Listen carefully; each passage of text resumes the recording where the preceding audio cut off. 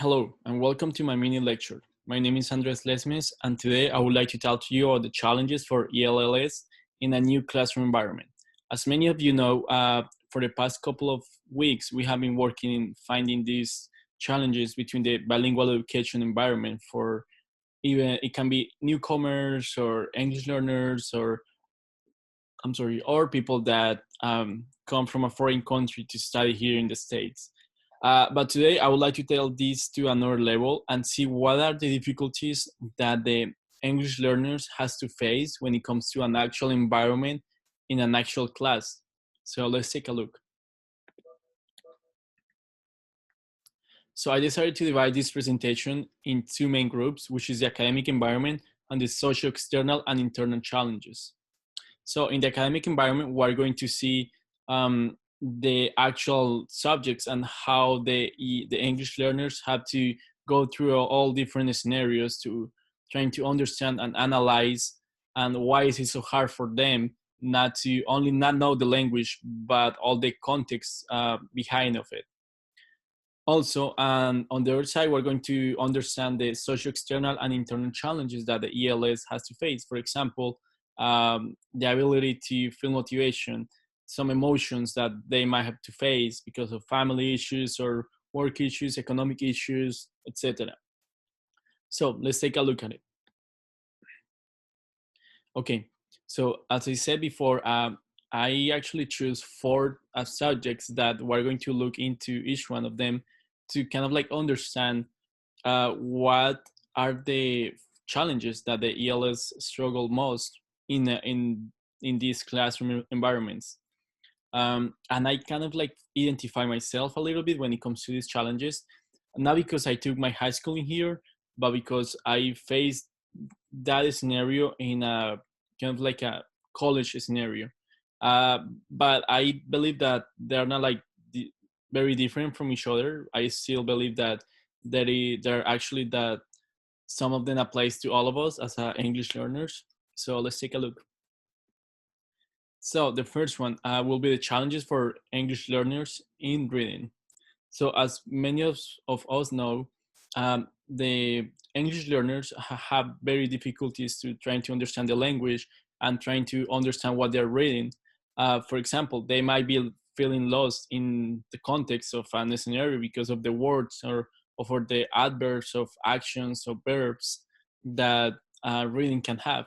So right here, you're seeing an example of different scenarios that ELS can face when it comes to having to deal with the reading section of kind of like anything. So we can see that there is like density of unfamiliar vocabulary. There are some difficult text structure. There are some maybe grammar usage, especially. For example, in their country, they might use another rule for grammar, but they have to adapt that new rule here in the reading context. So that's kind of confusing as well. Also, they have to face the fear of participation and interaction with other students when it comes to reading, because how am I going to feel if I don't understand very well or the message implied in the lecture, but what the other students did. So that's kind of like a fear that I have to be ashamed from my class as well. So those are some of the examples that I found in the article. And yeah, let's take a look to the second subject.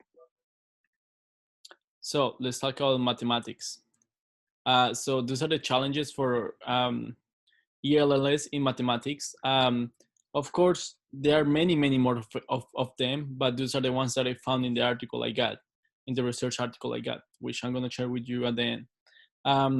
When it comes to mathematics, I think it's another whole scenario, because now the student is not only dealing with the bilingual words, but also with the bilingual terminology of the words in mathematics. For example, students have no experience with different measuring systems. As we know here, they use a different system that in the rest of the countries. Instead of saying kilometers, right here they say miles. So that's kind of confusing when it comes to different ELLs in mathematics as well. Also, students have to learn math by rote memory, which is imply more use of it, more stressful, and more pressure as well.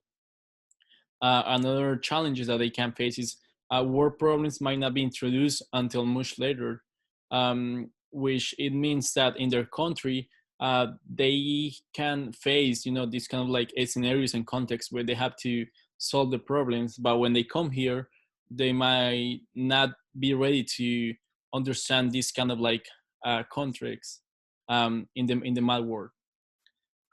Also, mental math might be the norm. The students might not show work in addition, for example, subtraction, multiplication, and division, or they might show work in a different way. So it means that the example that they use to solve a problem, it's different from the ones that they learn. So that's kind of like an adaptation as well when it comes to mathematics, because something that I have experienced is that sometimes, you know, like different steps to come to an analysis and a conclusion. Students that come here, they actually have to go through it, so they have to face this kind of like a scenario where they already know the process, but they have to use the one in here because otherwise some of the teachers are not going to be valid for it, or maybe their solution will not be the same. So it's kind of like a confusion scenario for the English learners as well. Yeah, so that's in the mathematics science. Specific challenges for ELLs in science. So here is another scenario of what we have been going through. For example, science is literally just a different word as well when it comes not just to the bilingual words, but also about the different material that they may have. So as we know, like science, it's a very big topic and a broad topic that requires like a lot of information at once. So usually when it comes to science, material is covered very fast. So for an English learners to adapt and acquire all this knowledge, it's going to take longer than an usual student that is already here. So a student's lack of background in scientific method. So it means that again they came from a different background where they have been using different methodology to understand one concept, but here they have to kind of like analyze a new one and have to trying to understand the American way, to say it like that. So that's kind of like a confusion for them as well. um, One of the other challenges that they might face is the English learners are not used to science labs or equipment. In other words, if the English learners come from a village with there is like a lack of lab equipment, well, it can kind of have like a another problem in top of it, because now they just don't know science, but they also don't know the how to use different tools that other students might not how to use it. Um, Also, when it comes to science, there is no standard form of delivery of information, because as we know, science is just a broad topic that is just moving very fast when it comes to information and explanation. So yeah, those are just some of the tops when it comes to science and you know, all these different issues that I have to face. Let's go to the next subject. Now let's talk about social studies. The reason why I choose these four subjects was because I found that they were the ones that were more challenging for an English learners to come and learn. Uh, as we can say here in the social studies, we can understand that, you know, there are different implications when it comes to coming from another country, having different rights, duties, constitutions, social environment, social structure, and coming to the U.S. can be like a kind of like a confusion transfer moment when it comes to this subject. For example, we can see that the English learners might not use to express their personal opinions, because in other countries they are just limited to what the teachers say and that's it, right? Another issue that I found very interesting was that no concept of movement between the structure of a society, which, as I mentioned before, is different. They might have different laws, they might have different constitutions, they might have different kind of like a structure, when there is no this like horizontal structure, but maybe vertical structure in the society, which makes everything complicated for the student to understand. So those are some very, I'll say, social implications that can prevent the English learn to explode its maximum level of, you know, participation, knowledge, or maybe the ability to understand the material. um, Another issue that I found is that, maybe the English learners are seldom asked to contribute to an alternative use that reflect conditions in other countries. So in other words, it means that, they can understand what is going through, but from their perspective, what is going to happen here, and when it comes to social implications, when it comes to political implications. So they try to adapt that to their country, which makes a little bit harder for them to be qualified for, you know, to answer some exams, to do well in the test. So there are just these kind of like implications, because they are trying to adapt, trying to get the adaptation from what they learning, but they still have this cultural background, this background of their countries, where things were just different, where things were just manipulated in a different way as well.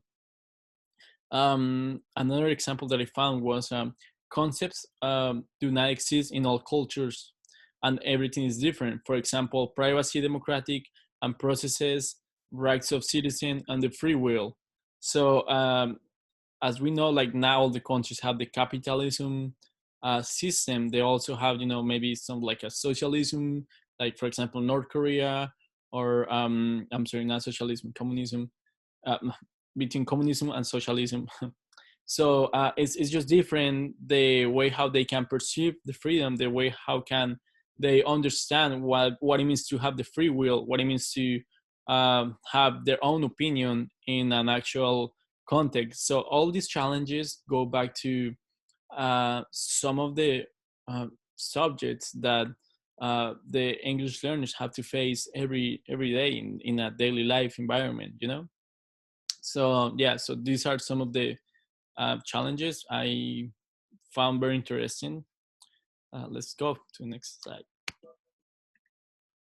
So I'd like to pull out something from our class that we saw on a few weeks ago, and I would like to make a statement here because I believe that this is like really important. So imagine if an actual and a regular student, it's understanding 10% of what they read, 20% of what they hear, 30% of what they see, 50% of what they see and hear, and 70% of what they see in a discussion environment, and 90% of what they see and do. How can you imagine the ability for the for an English learner to understand all this on top of all the other challenges that I went with the different subjects? So I believe the ELLs, it's a very specific population, because once they understand this material, they can you know, do something with it. But how can you provide the necessary tools for an English learner to understand and to make it uh, to this level, which is 90% of what they say and do, right? So it is just in context of what we were trying to say. Let's go to the next slide. Okay, so here's where we go to the second part of the presentation, where we talk about social, external, and internal challenges. Um, so let's start for the academic environment. So as we can analyze this kind of like environment, we also have to see all the different pillars that, well, I say like columns from a ELLs to come to adapt to a new school. So,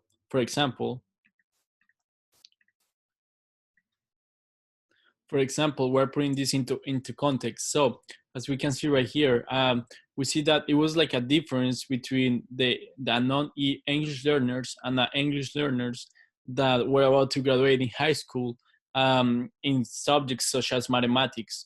So it means that they are not well prepared again. So it means that they have to face another challenge when it comes to graduating, when it comes to taking exams such as the TSI, the SAT.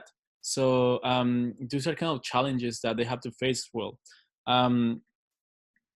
They are also having one of the highest dropout when it comes to education. For example, as we can see right here, um, there are 21% of foreign-born students drop out compared to 8% of the native-born peers, which is the English learners in comparison to the native speakers, which is this statistic seems very kind of like reality, because I mean at the end of the day, if you're not able to understand another language, so why are you going to go there if you don't have the tools that you need to understand and to make yourself adapting to this new environment? So those are kind of like scenarios that we as teachers or researchers or maybe someone that is influencing the education needs to understand. So what can we provide to those kids to not drop out of college, but also staying there and trying to complete their education? Also, another point that I found very interesting was that um, when you come as a newcomer for a high school, it's gonna be you're going to have like a really tough situation, because as the article says, when students begin to learn English after elementary school, they have a difficult time catching up with their classmates, of course, and it's understandable, because the ability to interact with other people becomes now another challenge that you have to face, not because only the subjects, not only the bilingual knowledge, but also the social aspect of academics as well. So it becomes like another task and challenge for them to develop. Now, let's talk about the social emotional learning.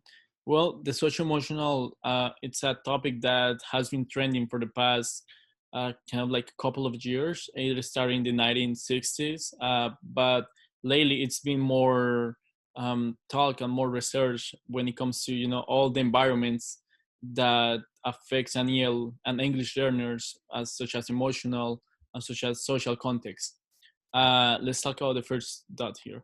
So the process before ELS becomes proficient in English presents them with various social emotional challenges. In other words, they actually put them in a state with various situations. For example, what other people is going to think about me if I am not able to answer this simple question, but it's in reality a really tough one for me. So they they start losing their autoesteem, and they start losing kind of like their trust between themselves, because they are not able to accomplish what other kids are accomplishing really easy. So it's important to create this awareness when it comes to classroom environment with English learners as well. The second one is very clear when it comes to a society of we are not uh, welcoming an immigrant for their accent or for their skills to talk. As an example, I mean, this is a living example of someone that has an accent. But for these kids in high school, it can be very challenging, because they can face discrimination. They can be bullied. So it's very tough. This kind of like a social emotional learning process, that we have to create tools and resources that they can use as a counseling, maybe just trying to make awareness to all the kids when it comes to what does it mean to come from another country, like what can you bring that you have an accent, and trying to see all these possibilities and helping the kids not just to be bullied and to feel shame for it, but also to embrace themselves, because they are available to communicate their ideas very well. The second point that I have, I mean, the third point that I have here, it's something that is very common in the education level when it comes to immigration from another country to foreign country. For example, the English learners, they have like a higher level of stress because now they're not trying to figure it out how to become bilingual and have the ability to go to class every day, but also they are figuring out how the ability to be the interpreter for their parents, for their family who also arrive here with them. So now they are facing a double challenge because they are the ones that become their kind of like a communication channel between one source and the other one, which is the family and external and external subjects. So that brings a higher level of stress in the student as well. The last one in this social emotional learning path is that every student immigration story is different, but it is important to note that a subgroup of these students maybe experiences the effects of trauma.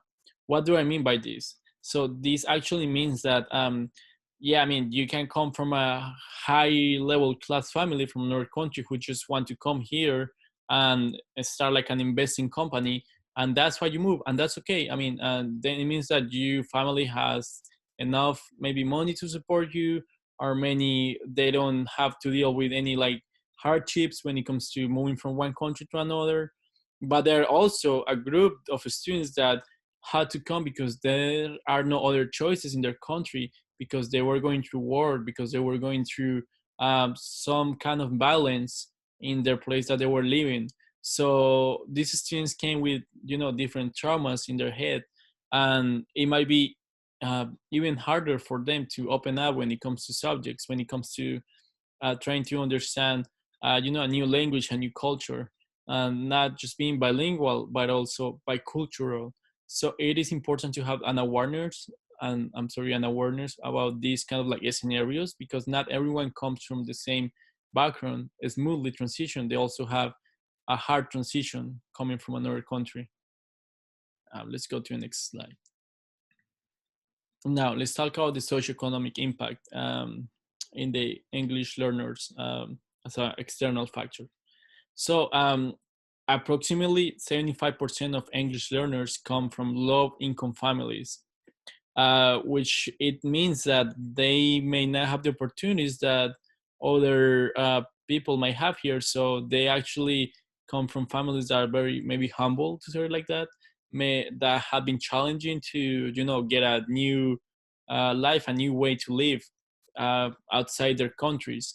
So that is kind of like a scenario conflict as well for some of the kids that don't have enough money to eat, that they may not have enough energy to go and deal with the daily classes that they have to go and take in the school.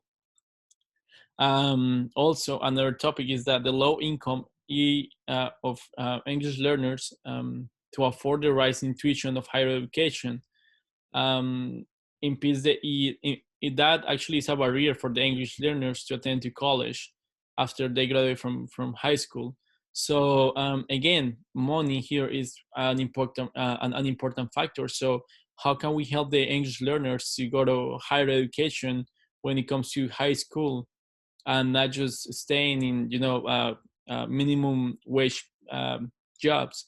So I believe that if we are able to, you know, create these tools and resources, and we can just grab all of the opportunities that are out there, and we can help these kids to understand that there are a lot of things that can be accomplished if you actually ask for help. You can actually guide them in the right direction. But here's the thing: most of the kids, they don't understand, and they don't even know the opportunities that are behind um, them, because all they know is, you know, my family don't have enough money, so I have to keep working. I'm not able to go to school. That's not for me. So we have to make sure that they understand their paths when it comes to all the opportunities out there, that they have another choice, that they have different scholarships, that they have FAFSA, TAFSA, or, you know, there are just endless opportunities. And we know that because we went through it. That's why we're actually here in the education path. But what about the kids that don't understand this, that don't even know how to fulfill an application? to apply for a scholarship. So those are important factors to consider when it comes to helping English learners in their transition from education like high school, higher education, to a higher education. I'm sorry, from high school to a higher education. Also, another fact that I'm sorry, this is a repeat slide, so let me just go to the next slide. Okay, another factor that I found very important for the English learners is that immigration status. Well, as we know today, we are going through like different, not, we're going through like hard times when it comes to immigration status for most of the English learners because of the, it could be due to the current presidency or due to foreign politics that were implied before, etc. There are just many factors that can challenge and that can make a English learner a harder path for their education and to be successful. So as we might say right here, the first one is that undocumented students are not eligible for financial aid or student loans, and they are limited in their selection of careers. So that's kind of like a tough scenario when it comes to choosing your career. But because most of the undocumented students that came here as English learners, they are not able to apply for financial aid or student loans. So what we are happy to do is just being able to create a solution for them, and trying to help them to step out of their box. Another factor when it comes to external challenges is as many English learners are immigrants, legal status might be an issue when thinking about college. So again, these students think that I'm not able to, what am I going to finish my school if I'm not able to go to college or accomplish any other big things like they were thinking of or that their students are working on. So it's important to understand these kind of factors because it actually can take the English learners one path or the other one. My third top from here is that only 10 to 20% of undocumented students who graduated from U.S. high schools continue into college. So again, going back to the same point, all this immigration status becomes a reality, and how it affects the student when it comes to coming to another level of education. So we might need to be careful when it comes to giving the opportunities and helping them and guide them, because that's what education is about, right? Just guiding one student to follow the path of someone else or to create their own path, what just bringing the possibilities and all the tools that they have to go one way or the other. Let's go to the next slide. We also have something called parental component, which is, I believe, one of the most important factors for an English learner that just start in the high school or the middle school or elementary school, it doesn't matter. But most of the kids, they are, well, we as a human being, we try to follow patterns from what we see, right? And who are the most people that we see like every day and how they look? Well, our parents, right? So it is important to try to understand their what they're going through, so we can help them to go to analyze the other way. And English learners have to face this kind of like not knowing where to go, because they might be first college generation students, because they might not have a clear goal, a clear path, because all they know is it's just working, right? So as we see right here, only 22% of English learners' parents have a post-secondary degree, compared to 44% of non-English learners' parents. So it means that, again, this brings the English learners as in a big disadvantage when it comes to choosing a career, when it comes to trying to accomplish any goal in high school or scholarship or financial aid, because their parents are not used to it, and that's called first college generation students. Also, English learners tend to attend and to receive less education than parents of non-ELS, and thus are less able to guide students in their post-secondary education. Again, being the first college generation students, it's kind of hard as well. So they have to understand how to complete an application, how to choose the right school. So it's all these kind of like scenarios that English learners have to face when it comes to external environments. Let's go to the next slide.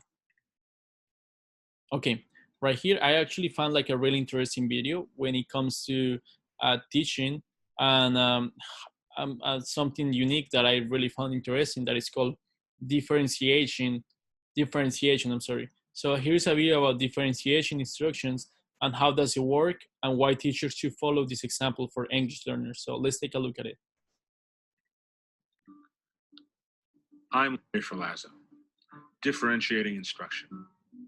To some educators, it conjures visions of having to create a different lesson for every student in the room and long differentiating instruction. To some educators, it conjures visions of having to create a different lesson for every student in the room and long nights of planning and grading. That insanity is not what differentiation is all about. Differentiating instruction is really a way of thinking, not a pre-planned list of strategies. Oftentimes, it is making decisions in the moment based on this mindset. It's recognizing that, to paraphrase Rick Wormley, fair doesn't always mean treating everyone equally. It's recognizing that all of our students bring different gifts and challenges, and that as educators, we need to recognize those differences and use our professional judgment to flexibly respond to them in our teaching. Carol Tomlinson talks about the ability to differentiate in 3 areas: content, process, and product. For content, student choice is one way we might differentiate, like allowing students to choose their research topics or essay prompts. As teachers, we need to keep our eyes on the prize. In other words, we have to keep asking ourselves, what are the main learning objectives? One day, my students were writing an argument essay about what would be the worst natural disaster to experience. John's head was down on the desk. He was not doing anything. I knew that he was interested in football, so I told him that he could write an essay on why his favorite team was the best. He would still have to make an argument just about football instead of hurricanes or earthquakes. His eyes lit up. He got to work and wrote what his mother later told me was the first essay he had ever written in school. He had followed all the guidelines of a good argument essay. The prize, in this case, was learning to write an argument essay, not learning to write about natural disasters. To differentiate by process, teachers can change up how they group students. Sometimes a mixed ability group might work best, while sometimes it might be appropriate to have same ability groups. We might have an English proficient buddy work with an English language learner to help them out. During independent reading time in my early morning class several years ago, one student tended to fall asleep. I told him that if he wanted, he could go to the back and sit on a desk and read. Soon, several others joined him. A few days later, I saw another student dozing off. Before I could say anything, one of his classmates whispered to him, "Just go sit on a desk." Again, it's a matter of keeping our eyes on the prize. What are the learning objectives and what are the best roads to get there for different students? Teachers can also differentiate by the type of product students create. The major demonstration of learning doesn't always have to be an essay or a multiple choice test. One year I had a student who liked to doodle when other students or I were talking. I told her it was okay as long as she was doodling about the information we were discussing. She built on those doodles to create a final project that brilliantly and visually represented all the key points we had covered. When I give tests, I often give students an extra blank page where they can write anything else they remember about the topic being tested that they think is important. I often find the quality of thinking and writing better there than in response to my test questions. None of the differentiating strategies I've mentioned have created any extra work for me. They did require that I had relationships with my students to know their strengths, challenges, and interests.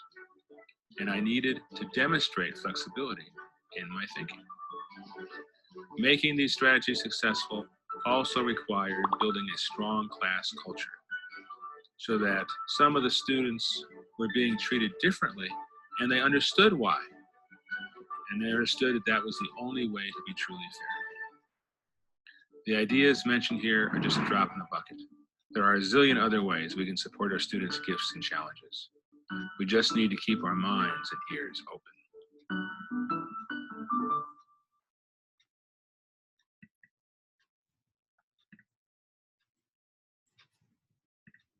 Okay.